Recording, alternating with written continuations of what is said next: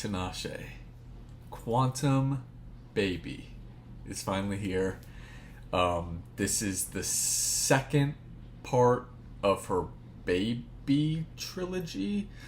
I'm a huge Tinashe fan. I'll get into that in a second. But the trilogy, somebody's going to have to enlighten me. I don't understand what she's doing. I don't. And maybe it's just going over my head. It's not a bad thing.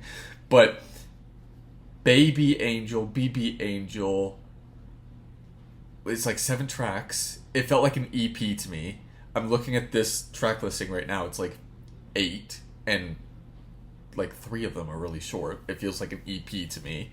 Like, are they all supposed to, are Angel, Quantum, and number 3 supposed to combine into an album? I don't know what's going on. If somebody could help me out, that'd be amazing. The Talk to Me Nice music video, she's like shedding her skin and peeling it off. So I didn't know if it was like a rebirth thing or something like that. But then Nasty, she's like in the desert with like drones hunting her. I don't know what's going on, but I'm excited nonetheless. I'm a huge Tinashe fan. I am very happy that she's finally getting the recognition that I think she deserves. To me, she's one of the, like, you know, like right around 2010, 2011, that uprising of alternative R&B. I mean, all of those other main player pioneers all have their flowers, and Tinashe is like one of the main ones that was kind of pushing that movement, I feel like. And she's like the only one that really didn't blow up like the others.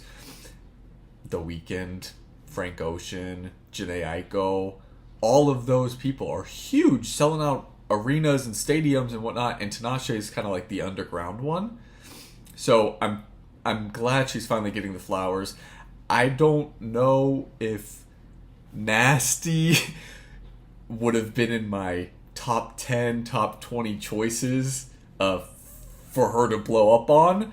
I think there are much better choices from her discography over the past 5, 6 ever years. Songs for You, untouchable. I will argue with any of you in the comments. Songs for You is her magnum opus. It is untouchable, one of the best R&B albums of this millennium. Second, Aquarius, crazy. 333, those are the track albums that I love. Life's Too Short, Perfect Crime, Know Better, 333, she gets it. She gets it. She's always got a crazy production. It's always crisp. Her vocals have got better over the past 10 years, where I think she sounds really good now. Songwriting, always A1. So I wasn't the biggest Baby BB Angel fan. I don't know. I'll leave that alone. But I'm very excited for Quantum. I have lyrics up. Too much talking. Let's go. No simulation. I'm looking for something. Where we go? When? What do we do? This is already better than the last intro.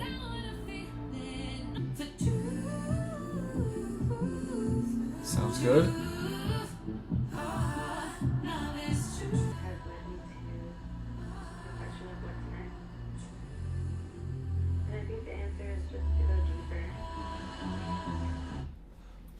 What is the definition of quantum?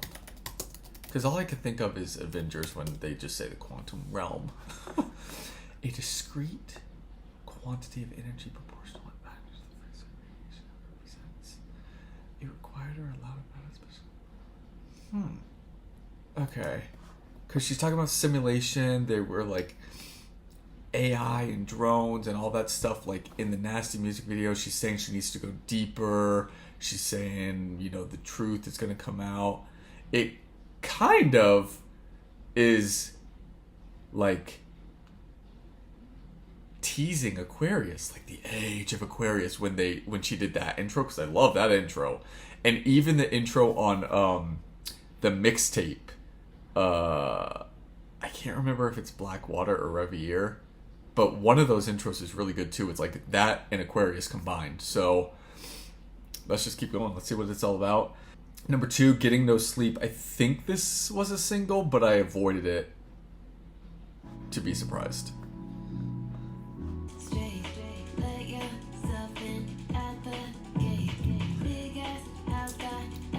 This sounds like a Georgia, is her last name Smith? Georgia Smith beat.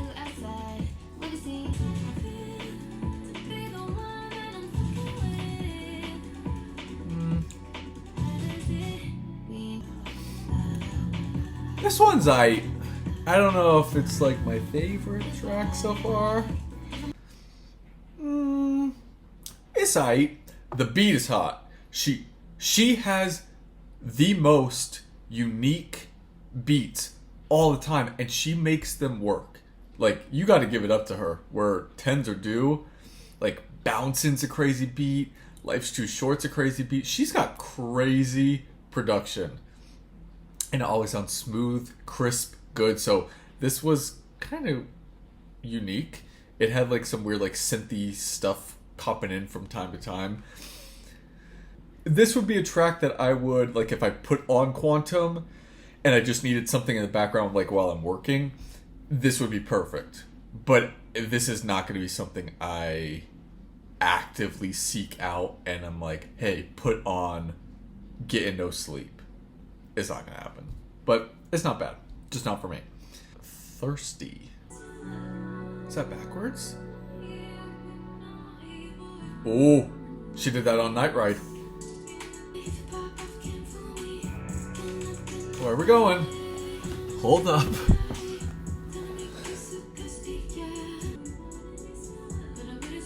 I like that backwards vocal in the background. This would go crazy on a late night drive with some good speakers in the car. This would go crazy.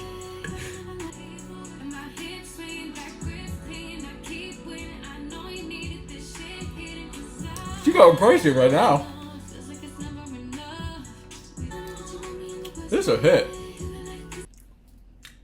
She got a hit. That was good. I don't think that's going to be like anywhere near the success that Nasty has had commercially. But this is right up my alley. This is the late night drive type R&B that I love. This is going right on my playlist. Unique. Ooh, she sounds good. Wait, I like when she goes deep like that. Ooh.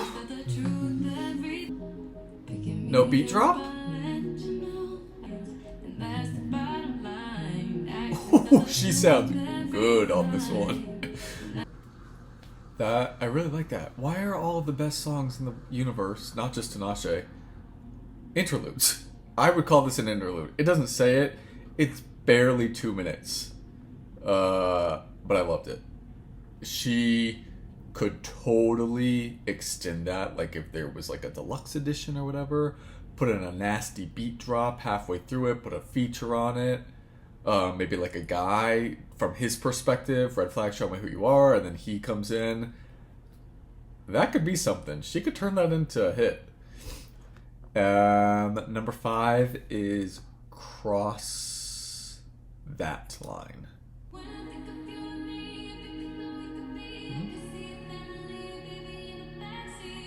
She hooks me.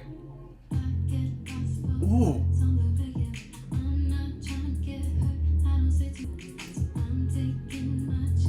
That deep bass in the back.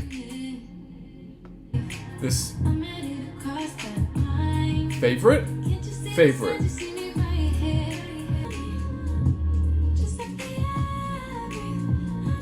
It's deep. It's back in there.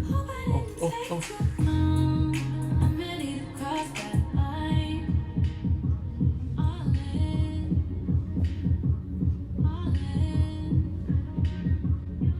This is like a Jersey beat.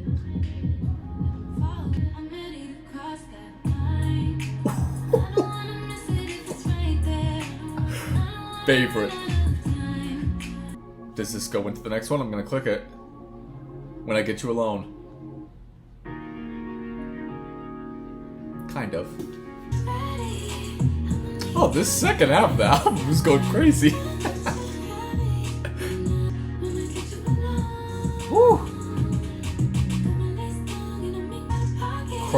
She wanted to cross the line, and then this one is she did cross the line.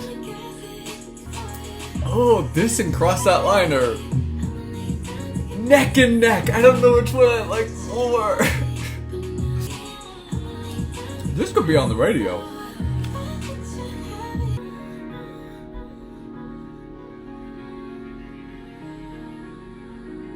Switch up. Just can't go from friends to enemies.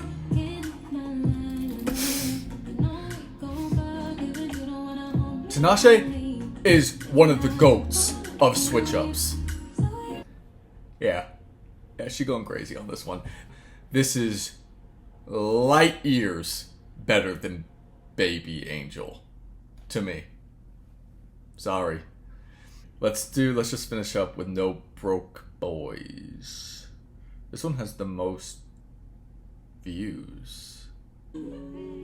X on the line, just as I suspected. No, be me. No, I'm out here single, and I need some real.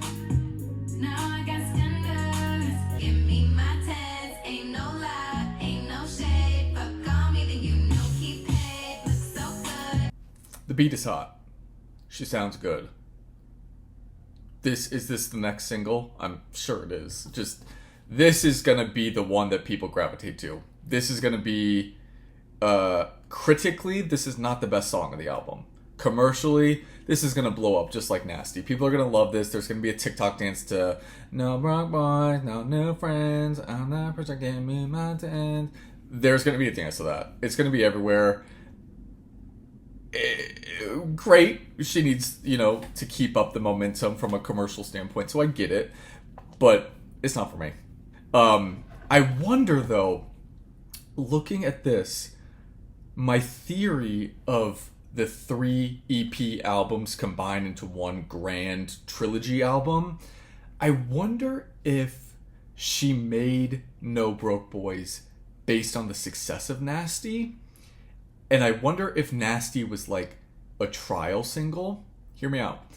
Nasty, she put it out there, because she does singles all the time that like she does not put on albums or anything or mixtapes. So she puts Nasty out there, tries to see if it sticks. It does. So she tries to recreate it with No Broke Boys. Again, subject matter very different between the two, but both are very, TikTok friendly. So she puts Nasty out there, it hits, she makes No Broke Boys, she puts them at the end of the album. What if Quantum was just supposed to end with When I Get You Alone, and then the third album picks up from there, and then she's just putting these, because they're number 7 and number 8. So like she just tacked them on the end? I might be crazy. Just a thought. Overall, really good. I mean, you could scrape those last 2 tracks. It's cohesive, obviously, because it's Tinashe. The production throughout the whole thing is A++. Nobody's making production like her, especially independent. But those last 2 tracks are definitely the radio-friendly, TikTok hits. I'll keep the first 6. Getting No Sleep was the only one that didn't click with me.